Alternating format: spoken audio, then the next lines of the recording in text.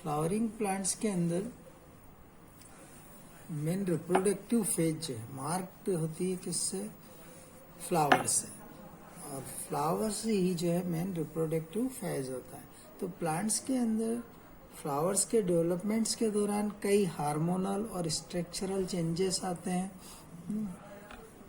जिससे कि majority of plants the flower are born in a cluster called floral axis.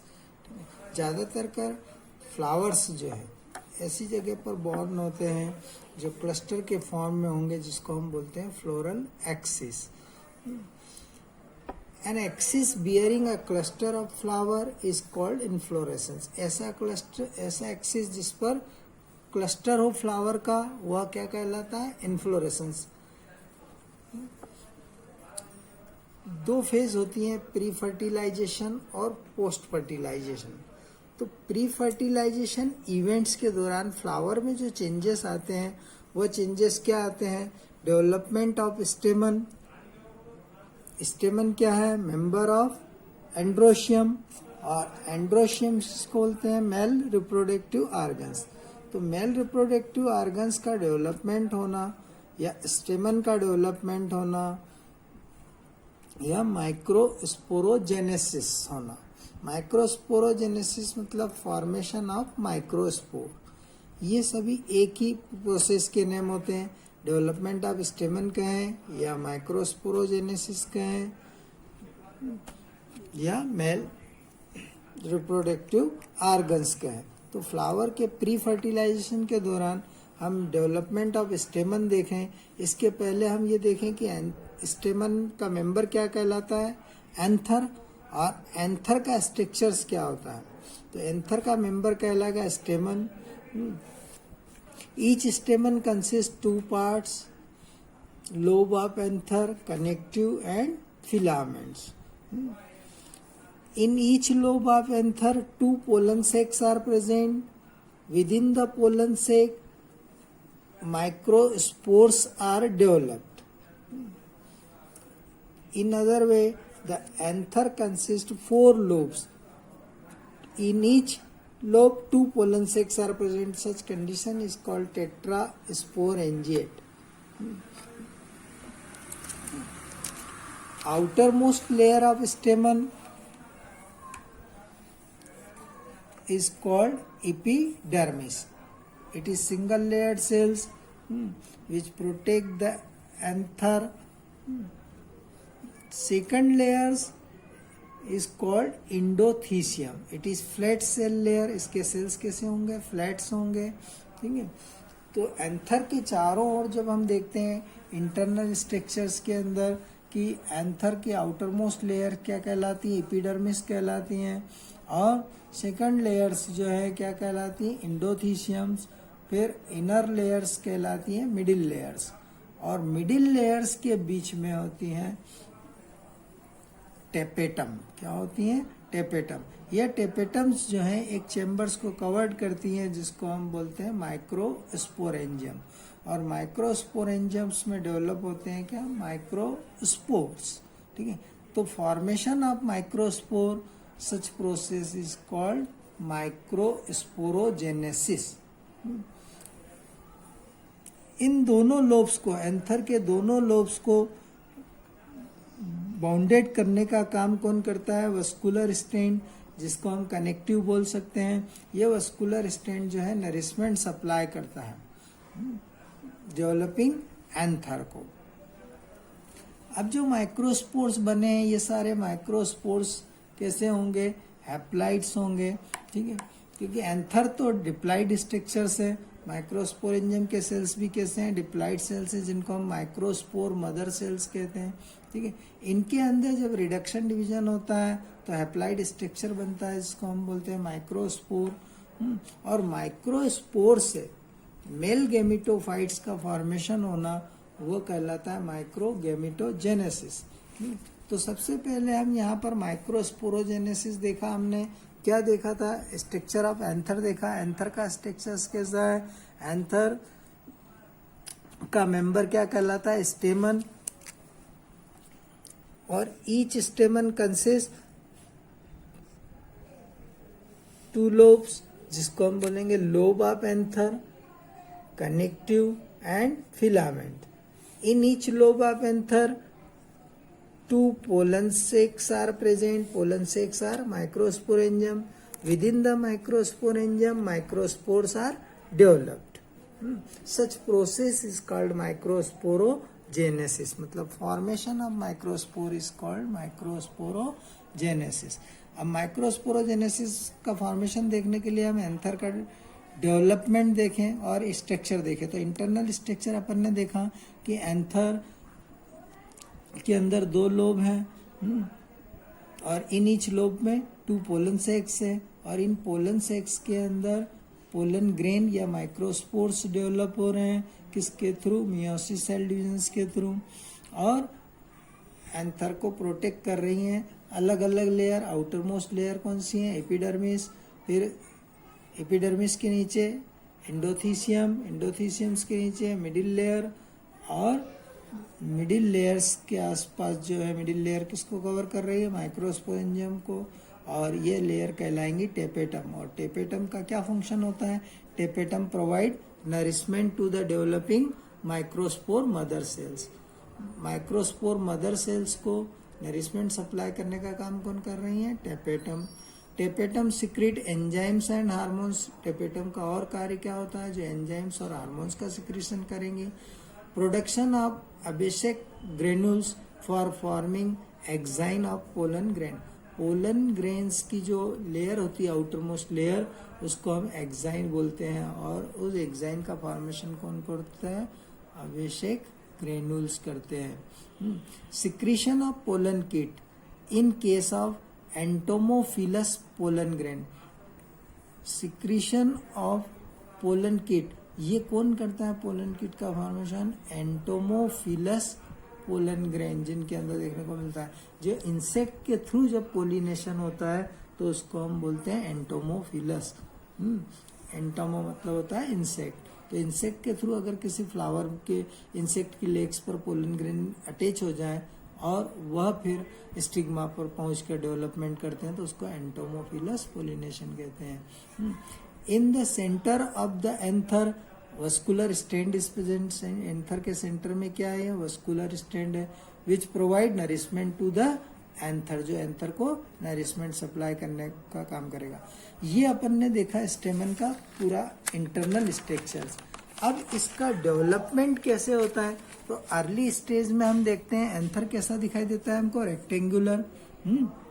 और इन rectangular sales के अंदर जो इनरमोस्ट सेल्स का मास है, ये कौन से सेल है? Hypodermal sales. सब सेल्स कैसे हैं? डिप्लाइड. ठीक है. किससे प्रोटेक्टेड है? या एपिडर्मिस से. सेकेंड स्टेज में क्या होगा? In each corner any one hypodermal cells is enlarge in shape. हर एक प्रत्येक कॉर्नर पर एक एक सेल एनलार्ज होना स्टार्ट हो जाएंगी. ये सेल क्या कहलाएंगी? Archie स्पोरियल sales. अब मैं इस डायग्राम का एक कॉर्नर लेकर देखूं, मतलब प्रोसेस तो चारों कॉर्नर पर चल रही है जो सेम चलेंगी. मैं एक ही कॉर्नर को लेकर देखता हूं और आपको बताता हूं कि ये कैसे हो रहा है. तो ये एपिडर्मिस है, आर्ची स्पोरियल सेल्स. और आर्ची स्पोरियल सेल्स में अब क्या होगा?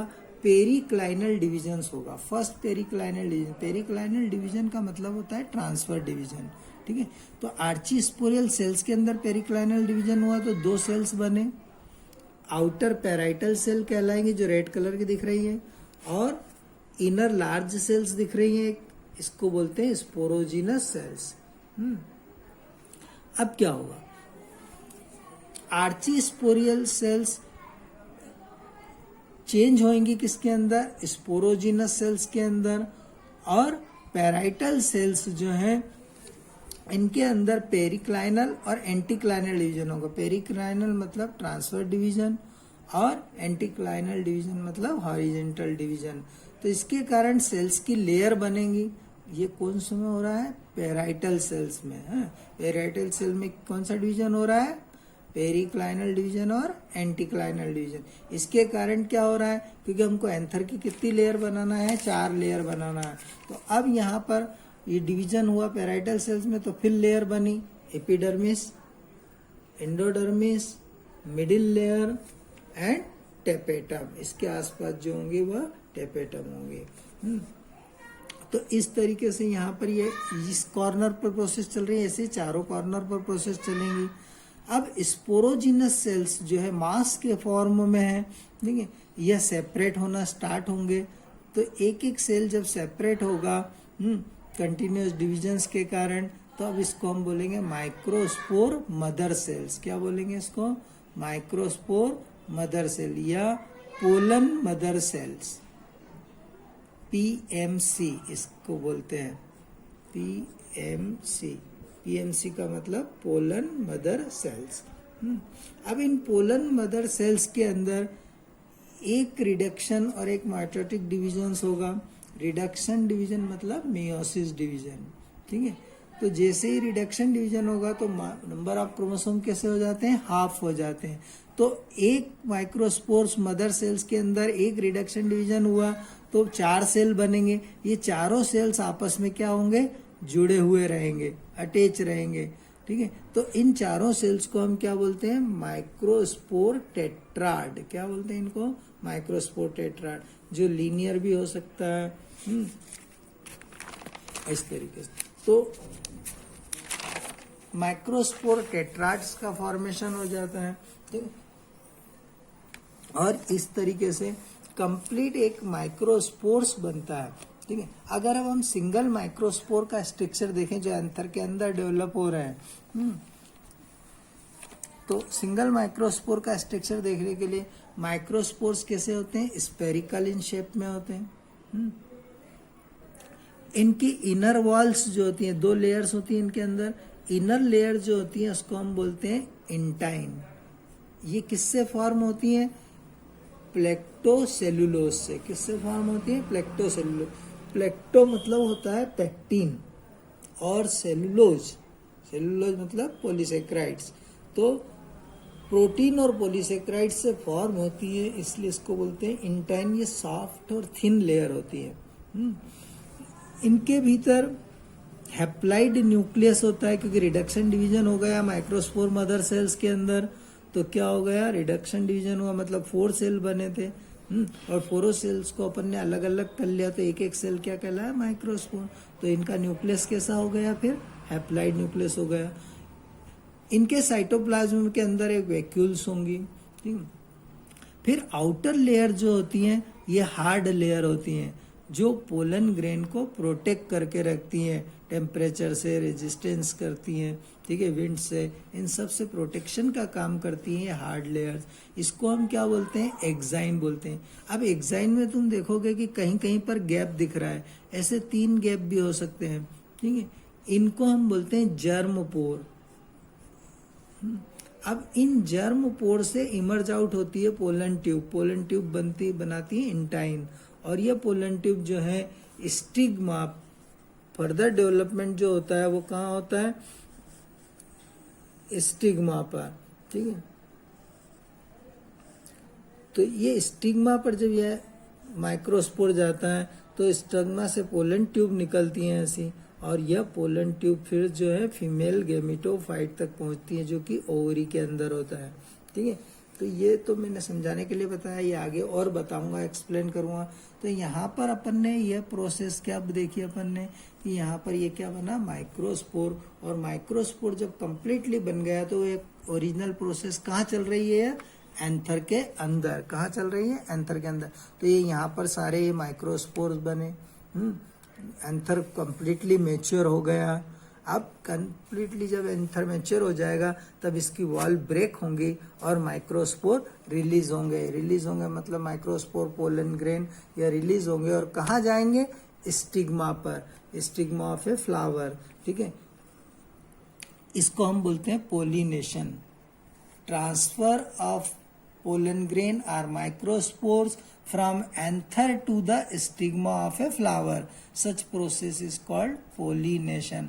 और अगर ये pollen grain सेम फ्लावर के सेम स्टिग्मा पर गिरते हैं तो इसको हम सेल्फ पोलिनेशन कहते हैं, और अगर ये पोलन ग्रेन किसी दूसरे फ्लावर के स्टिग्मा पर गिरते हैं तब इसको हम क्रॉस पोलिनेशन बोलते हैं। पोलन ग्रेन जो बन गया या माइक्रोस्पोर जो बन गया, ठीक है, यह प्रोसेस इसकी स्टडी करना, ठीक है, तो study of pollen grain is called palynology. क्या कहलाती है? पेलिनोलॉजी। ऐसे ही माइक्रोस्पोर की एक्साइन और इंटाइन वॉल्स को मिलाकर हम क्या बोलते हैं? स्पोरोडर्म। क्या बोलते हैं? स्पोरोडर्म। और एक्साइन किससे फॉर्म होती है? स्पोरोपोलिनिन से। ये केमिकल सब्सटेंसेस से फॉर्म होती है, ठीक है। इंसेक्ट के अंदर जब पोलिनेशन होता है तो इंसेक्ट किसी फ्लावर पर गया और उसके पोलन ग्रेन इसकी लेग से अटैच हो जाते हैं, क्योंकि इसकी लेग कैसी होती हैं? स्टिकी होती हैं। Sticky yellowish viscous substance secrete करती हैं, जिससे पोलन इंसेक्ट के लेग से चिपक जाते हैं। तब इसको हम बोलते हैं पोलन किट। और ये पोलन किट्स जो है पोलन ग्रेन को लेकर जाती हैं, यानी इंसेक्ट लेकर जाते हैं और फिर पोलिनेशन की प्रोसेस करते हैं। तो microsporogenesis, formation of microspore is called microsporogenesis. अब इस डेफिनेशन को और मॉडिफाइड करें। Process of formation of microspore from microspore mother sales is called microsporogenesis, या डेवलपमेंट ऑफ स्टेमन या development of anther. Single microspore का डायमीटर जो होता है वो 25 to 50 म्यू माइक्रोन होता है, ठीक है। और माइक्रोस्पोर की एक्साइन जो है मोस्ट रेजिस्टेंस होती है, ठीक है। तो ये एक सिंगल माइक्रोस्पोर का स्ट्रक्चर हो गया। ये सब डेवलपमेंट चला कहाँ पर? स्टेमन के अंदर, एंथर के अंदर, ये याद रखना है। तो माइक्रोस्पोरोजेनेसिस की प्रोसेस को हमने देख लिया। अब जब माइक्रोस्पोर बन गए, ये सब कब हो रहा है? प्री फर्टिलाइजेशन के दौरान, यानी फ्लावर जब डेवलप हो गया, पूरा मैच्योर हो गया, तो अब माइक्रोस्पोर से मेल गैमिट बनेंगे, तो इस प्रोसेस को बोलेंगे माइक्रोगेमिटोजेनेसिस। मेल गैमिट बन जाएंगे। ये अपन नेक्स्ट चैप्टर में देखेंगे, नेक्स्ट वीडियो में देखेंगे कि माइक्रोगेमिटोजेनेसिस कैसे होता है। और फिर फीमेल रिप्रोडक्टिव ऑर्गन मतलब गाइनोशियम कैसे मैच्योर होता है, और फिर उसके बाद देखेंगे फर्टिलाइजेशन, ठीक है। तो आज इतना वीडियो हो गया आपका कि डेवलपमेंट ऑफ स्टेमन, स्ट्रक्चर ऑफ स्टेमन, ये सब प्री फर्टिलाइजेशन इवेंट है। फर्टिलाइजेशन के पहले हो रहे हैं मेल गैमिट का डेवलपमेंट होना, मेल स्पोर्स का डेवलपमेंट होना, फीमेल गैमिट्स का डेवलपमेंट होना, ये सब प्री फर्टिलाइजेशन इवेंट होते हैं। और फर्टिलाइजेशन जब होगा तो वो फर्टिलाइजेशन इवेंट होंगे, ठीक है। तो स्ट्रक्चर ऑफ एंथर देख लिया अपन ने, इंटरनल स्ट्रक्चर ऑफ एंथर, जिसको हम टीएस ऑफ एंथर बोलते हैं। फिर डेवलपमेंट ऑफ स्टेमन देख लिया, या माइक्रोस्पोरोजेनेसिस की प्रोसेस देख ली, ठीक है। तो कैसे डेवलपमेंट होता है माइक्रोस्पोर्स का, ये देख लिया, ठीक है। और सिंगल, फिर हमने देखा सिंगल माइक्रोस्पोर का स्ट्रक्चर कैसा होता है। अब नेक्स्ट वीडियो में अपन देखेंगे माइक्रोगेमिटोजेनेसिस।